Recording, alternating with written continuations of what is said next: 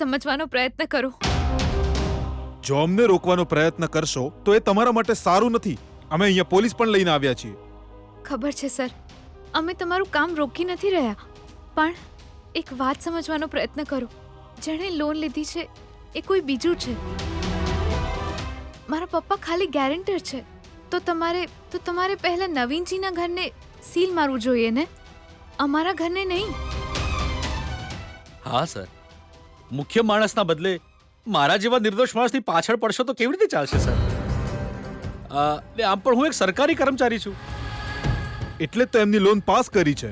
ગેરેન્ટરનો મતલબ હોય છે કે તમે એમની પૂરેપૂરી રીતે ગેરંટી લો છો. જો એ લોન ભરવામાં અસફળ રહે તો એ જવાબદારી તમારી છે. તો પછી પહેલા જઈને એમનું ઘર જપ્ત કરો ને સર. એમનું ઘર તો ભાડાનું છે અને તમારું ઘર પોતાનું છે. અને બેંકની લોન તો એમનું બેકગ્રાઉન્ડ જોઈને નહીં, તમારું બેકગ્રાઉન્ડ જોઈને આપી.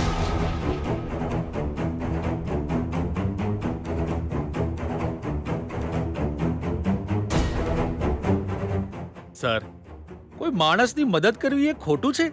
તમે જ કહો સર. જો તમે કોઈ ઈમાનદાર વ્યક્તિની મદદ કરતા તો આવું ક્યારેય ના બનત. તમે એમના પર ભરોસો કર્યો અને અમે તમારા પર ભરોસો કર્યો. એ તાળું મારો.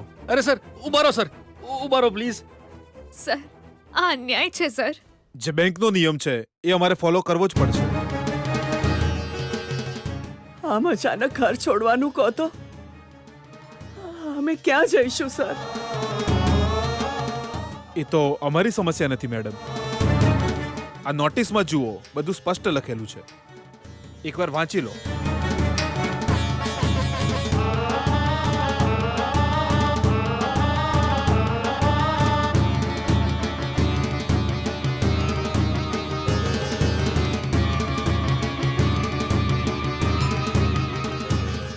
સર, અહીં બધા જ પાડોશી ભેગા થઈ ગયા છે. એમની સામે મારી ઇજ્જત જતી રહેશે સર.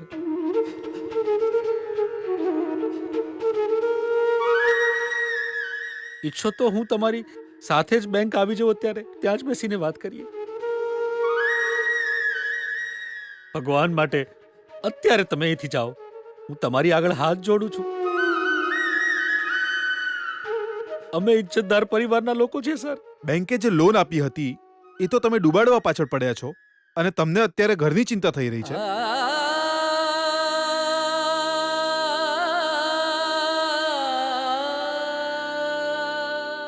સર, પ્લીઝ આવી ખોટી વાતો ન કરો સર.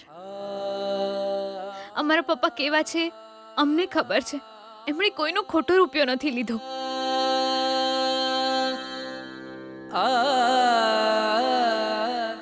પણ અમારી આ બેંકના 25 લાખ રૂપિયા તો ડૂબાડવા ઈચ્છતા હતા ને તમે? પ્લીઝ એવું ના કહો સર. ખરાબ લાગી રહ્યું છે ને?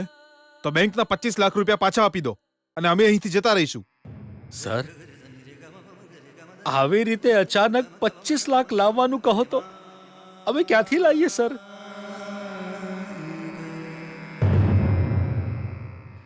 આમ પણ એ પૈસા તો અમે નથી લીધા સર. જુઓ, હું અહીં તમારી વાતો સાંભળવા નથી આવ્યો. અમારી પાસે બીજા પણ કામ છે. મિસ્ટર સૂરજ. વસંત સર, મારી વાત સાંભળો પ્લીઝ. એવું ન કરશો. વાત સમજો તો ખરા સર. અમને અમારું કામ કરતા રોકશો તો તમને બહુ ભારે પડશે. હો, ના, આમાં અમારી કોઈ ભૂલ નથી. તમે આવું ન કરી શકો. સાચા ખોટાનો નિર્ણય પછી કરીશું. તમે લોકો શું જોઈ રહ્યા છો? તમને અહીં કેમ બોલાવ્યા છે? કાઢો અમને અહીંથી. ના, મારી વાત સાંભળો. અરે આવું ખોટું કરી રહ્યા છો તમે લોકો. સુશીલા, અરે મારું ઘર છે. અરે આવું ના કરી શકો સર, પ્લીઝ સર. આ મારું ઘર છે. સમજવાનો પ્રયત્ન તો કરો. ના લઈ જશો. અરે સમજવાનો પ્રયત્ન કરો. હા, અમારે 2 દીકરીઓ છે. હા, જોડું છું. સર, મેં આ ઘર મારી મહેનતથી બનાવ્યું છે સર. હે ભગવાન.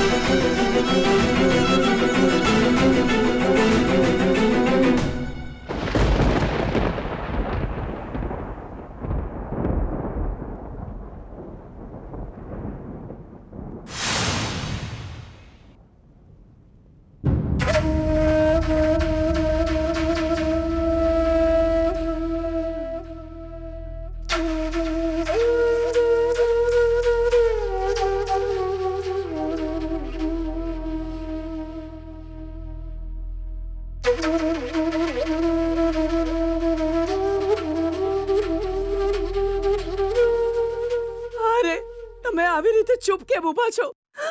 આપણા ઘરમાંથી આપણને જ કાઢી મૂક્યા છે. હવે આપણે શું કરીશું? બે છોકરીને લઈને ક્યાં જઈશું? પપ્પા હવે આપણે ક્યાં જઈશું? બોલો ને પપ્પા, તમે ચૂપ કેમ છો? આ લોકોને સાંભળ્યું તમે સર? આમની મુશ્કેલી દેખાતી નથી કે શું? તમને જરાય ખરાબ નથી લાગી રહ્યું સર? બોલો ને સર.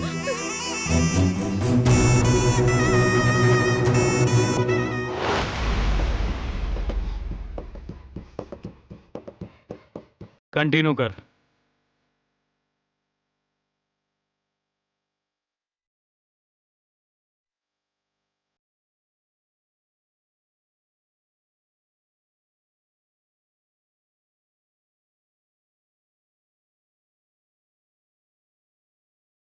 શું ये विजय બહુ ખુશ દેખાય છે ને?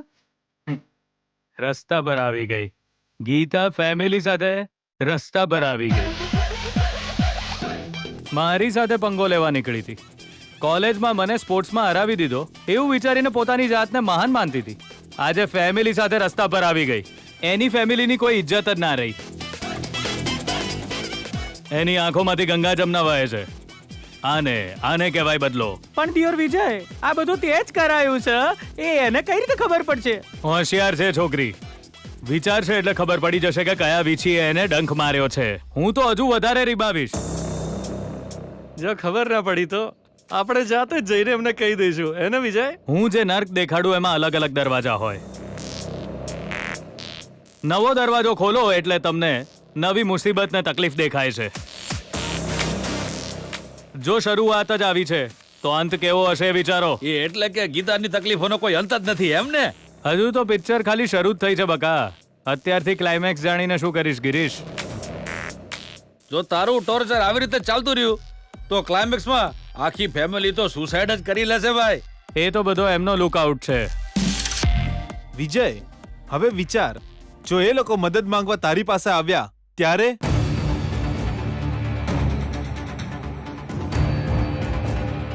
તો પછી એક જ રસ્તો છે કે એ ગીતાએ કોલેજમાં આવીને આખી કોલેજની સામે મારા પગે પડીને રડીને માફી માંગવી પડશે મારી.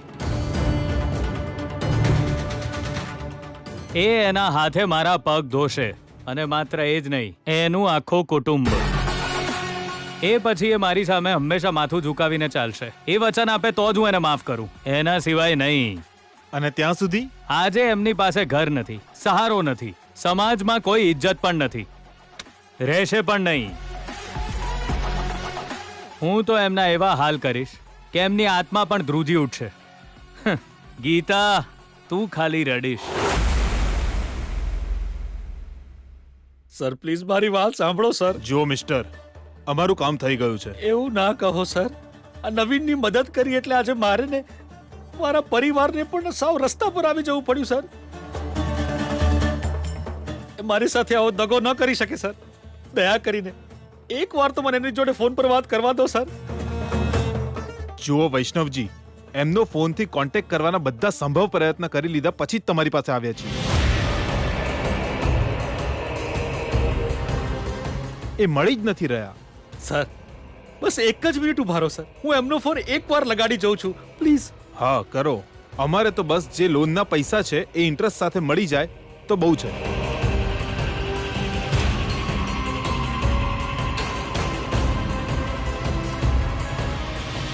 The number you're calling is switched off right now.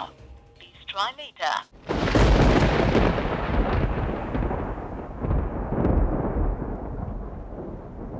The number you're calling is switched off right now.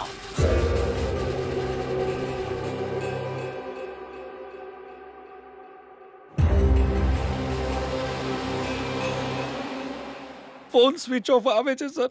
અમે એ જ કહી રહ્યા છીએ સર. એમણે પોતાનો ફોન ઘણા દિવસોથી બંધ કરી રાખ્યો છે.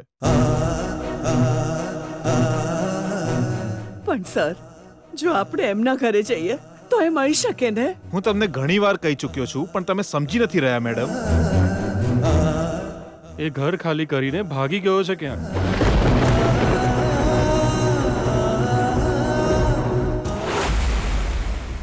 બેના મન કરે છે કે તારો જય જયકાર કરતો જ રહું આખો દાડો. હે સિમ્પલી સુપર બ્રિલિયન્ટ હતું.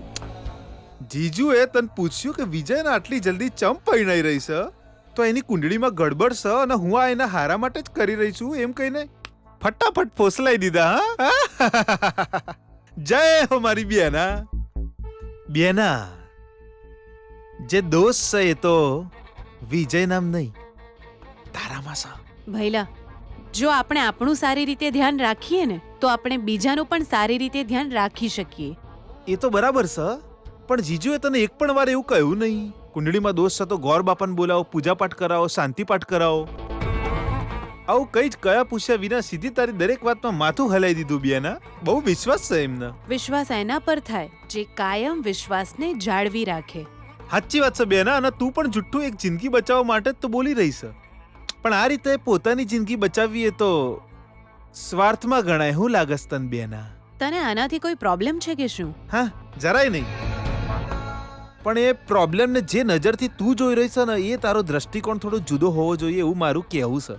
એટલે આજે તકલીફો આવી રહી છે એ તો ગીતા તરફથી જ આવી રહી છે એ તો તને સારી રીતે ખબર છે. તોય તું એને રોકવાનો પ્રયત્ન નહીં કરી રહી. તું એની સાથે હવે શાંતિથી વાતો કરી રહી છે અને વિજયને પરણાઈ રહી છે અને એના બધા પ્રોબ્લેમ ક્લિયર કરી રહી છે. હા તો જે અમારા રસ્તામાં આવી રહી છે એના રસ્તામાંથી હટાવવાને બદલે અમારી ફેમિલીને બદલાવ લાવવાની શું જરૂર છે એ મારો પ્યોર સવાલ છે. કેમ કે હું શકે બેના મન તો ખબર છે કે તારા જેવા ખિલાડી માટે ગીતાની ગેમ પૂરી કરવી અઘરી નહીં. કમળા,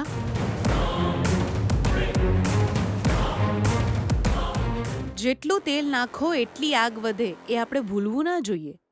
આગમાં કૂદવાનો કોઈ મતલબ નથી. કેવી રીતે બાળી નાખશે આ બધી વાતોનો વિચાર કરીને ટેન્શન વધી જાય. હવે આ જ થશે.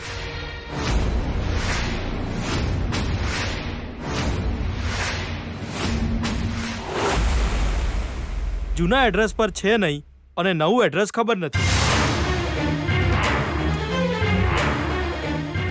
આવી સ્થિતિમાં જેણે એમની ગેરંટી લીધી હોય અમે તો એમને જ આવીને પકડીએ ને.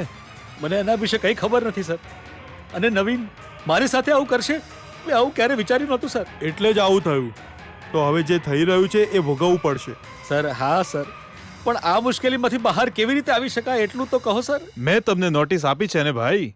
એના હિસાબે તમારી પાસે 1 અઠવાડિયું છે.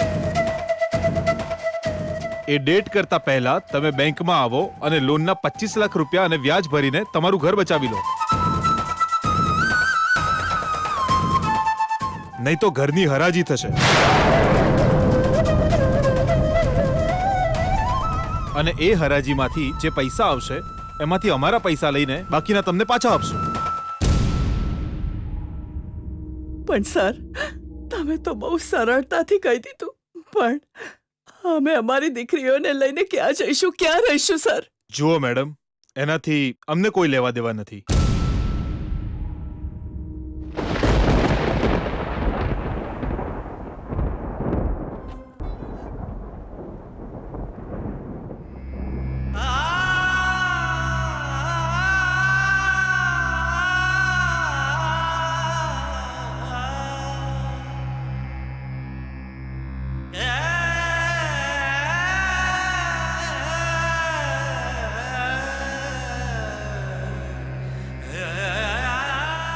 તમારી આગળ હાથ જોડું છું સર. તમે કહો તો. સર સર ઉભા રહો પ્લીઝ. સર સર ઉભા રહો.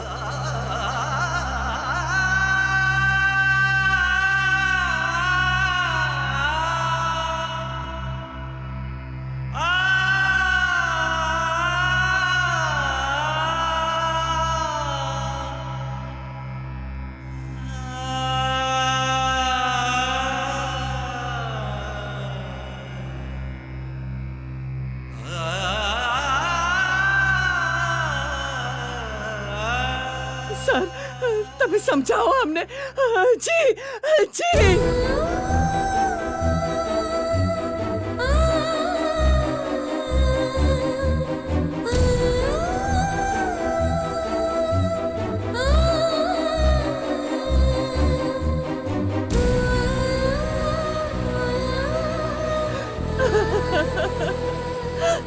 હે ભગવાન.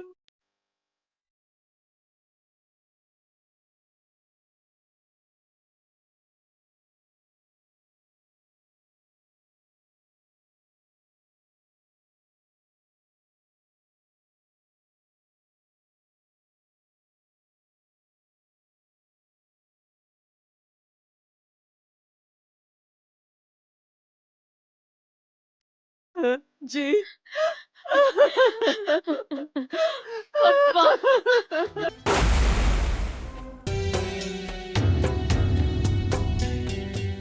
સુશીલા, એ સુશીલા, આ મારું ઘર છે. આ એ કોઈ પણ આવીને તાળું મારીને જતું રહે એ હું કેવી રીતે સહન કરી શકું?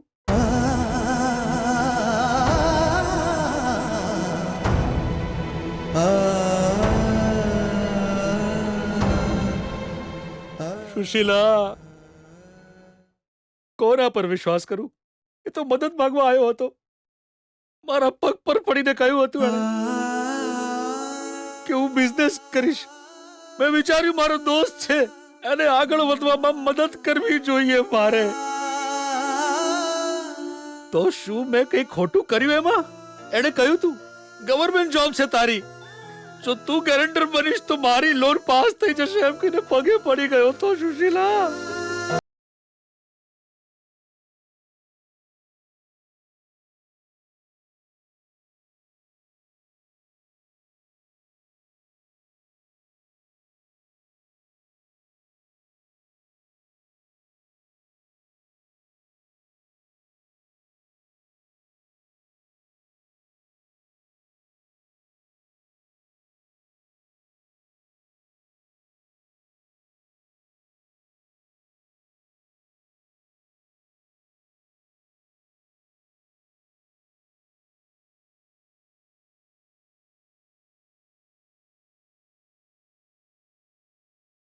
કઈ રહી છે સુશીલા? જમાઈ બધાને રસ્તા પર લઈ આવ્યો એવું મારે સાંભળવું પડે એટલે? ના અરે ચૂપ કર. તારી જિંદગી નવીનભાઈએ બરબાદ નથી કરી.